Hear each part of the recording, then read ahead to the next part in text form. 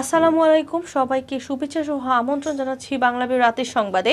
সাথে আছি আমি আন্নামা চৌধুরী। প্রথমেই ট্রাস্ট ট্যুরিজম সংবাদ শিরোনাম।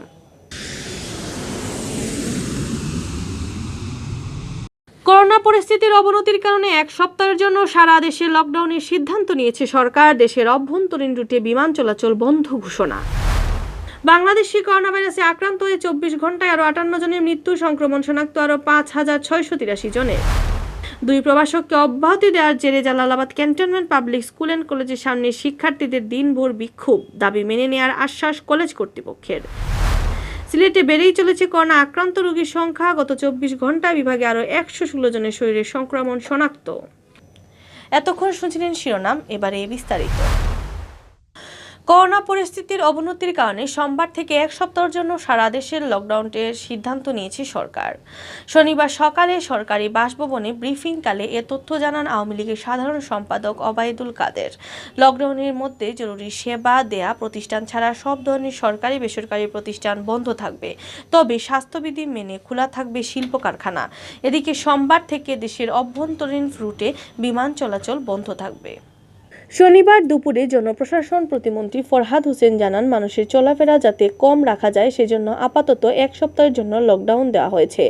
জরুরি সেবা দেওয়া প্রতিষ্ঠান, DC office, UNO office, fire service office, দুর্যোগ ব্যবস্থাপনা অফিস, সংবাদপত্র অফিস, এই ধরনের অফিস খোলা থাকবে। এক সপ্তাহের জন্য লকডাউন কেন, এ প্রশ্নের জবাবে জনপ্রশাসন প্রতিমন্ত্রী বলেন, এই 7 দিন মানুষকে ঘরের মধ্যে রাখতে পারলে সংক্রমণ রোধ করতে পারবো, না হয় সংক্রমণ আরও ছড়িয়ে যাবে।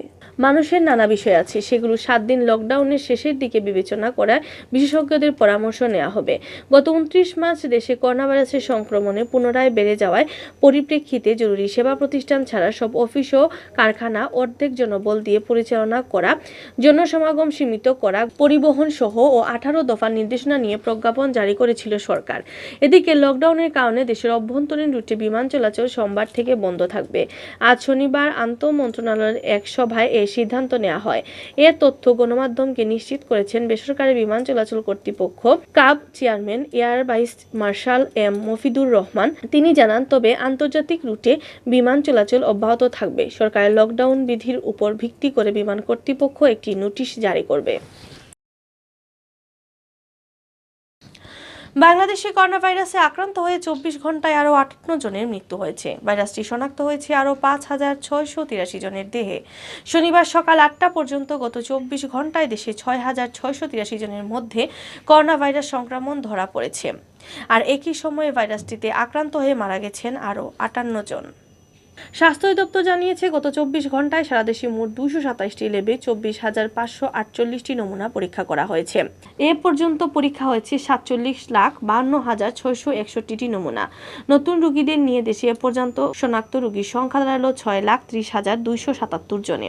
স্বাস্থ্য অধিদপ্তরের হিসাব অনুযায়ী গত একদিনে বাসা ও হাসপাতালে চিকিৎসাধীন আরও 2,364 জনের রোগী সুস্থ হয়ে উঠেছেন। তাতে এ পর্যন্ত সুস্থ রোগীর মোট সংখ্যা বেড়ে দাঁড়ালো 5,49,775 জন। গত একদিনে যারা মারা গেছেন তাদের মধ্যে 38 জন পুরুষ ও 20 জন নারী, সবাই হাসপাতালে মারা গেছেন।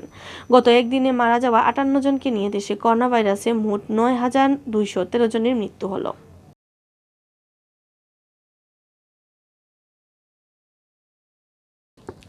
টুপি ও পাঞ্জাবি পরে নিয়মিত ক্লাসে আসায় Sylhet Jalalabad cantonment public school and কলেজের 2 প্রভাষককে অব্যাহতি প্রদানের অভিযোগ উঠেছে। এ নিয়ে সিলেট জুড়ে তোলপাড় শুরু হয়েছে, বইছে সমালোচনার ঝড়। তবে কলেজ কর্তৃপক্ষ বলছেন, এই 2 প্রভাষককে অব্যাহতি দেওয়া হয়নি, বরং প্রতিষ্ঠানের পোশাক বিধি মানতে না পারায় তারা স্বেচ্ছায় অব্যাহতি নিতে পারবেন, এমনটাই বলা হয়েছে। টুপি পাঞ্জাবি পরার কারণে কলেজের 2 প্রভাষককে অব্যাহতির খবর সামাজিক যোগাযোগ মাধ্যম ফেসবুকে দ্রুত ছড়িয়ে পড়লে সমালোচনার ঝড় বইতে শুরু করে, যার পরিপ্রেক্ষিতে শনিবার বেলা 11:30টার সময় কলেজের সাবেক ও বর্তমান শিক্ষার্থীর প্রতিবাদে মানববন্ধন করেন। মানববন্ধনে প্রভাষক আব্দুল হালিম ও মুজাহিদুল ইসলামকে দ্রুত কলেজে ফিরিয়ে আনার দাবি জানান তারা।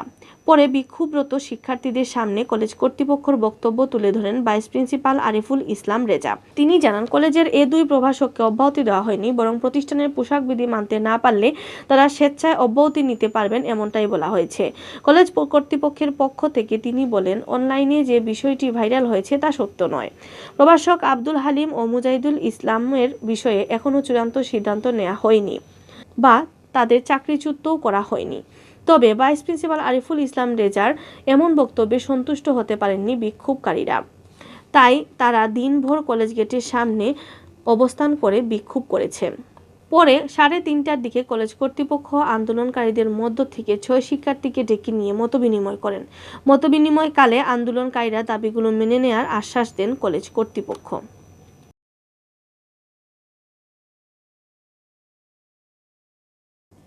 সিলেটে বেড়েই চলছে করোনা আক্রান্ত রোগীর সংখ্যা। গত 24 ঘন্টায় বিভাগে আরও 116 জনের শরীরে করোনা ভাইরাসের সংক্রমণ শনাক্ত করা হয়েছে। একই দিনে বিভাগে করোনায় আক্রান্ত হয়ে আরও 1 রোগীর মৃত্যু হয়েছে। শনিবার স্বাস্থ্য অধিদপ্তরের সিলেট বিভাগীয় পরিচালকের কার্যালয় থেকে প্রেরিত এক প্রতিবেদনে এ তথ্য জানানো হয়।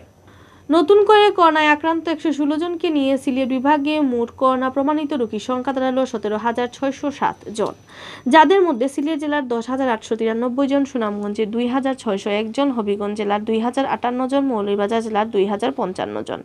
একই দিনে সিলেট বিভাগে নতুন করে আরও 33 জনের করোনা ভাইরাসে আক্রান্ত রোগী বাসা ও হাসপাতালে চিকিৎসাধীন থেকে সুস্থ হয়ে উঠেছেন, যাদের সকলেই সিলেট জেলার বাসিন্দা। এর মধ্য দিয়ে বিভাগে করোনা থেকে সুস্থ হওয়া রোগীর সংখ্যা 16,214 জন।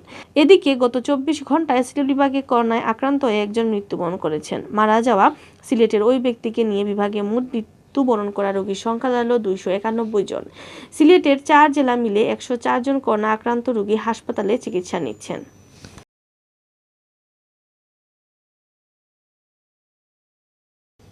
এতক্ষণ শুনছিলেন বাংলাভিউ রাতের সংবাদ। রাত 11টায় প্রচারিত হবে সিলেটের আঞ্চলিক ভাষায় সংবাদ। দেখার আমন্ত্রণ রইল। সাথে থাকার জন্য ধন্যবাদ।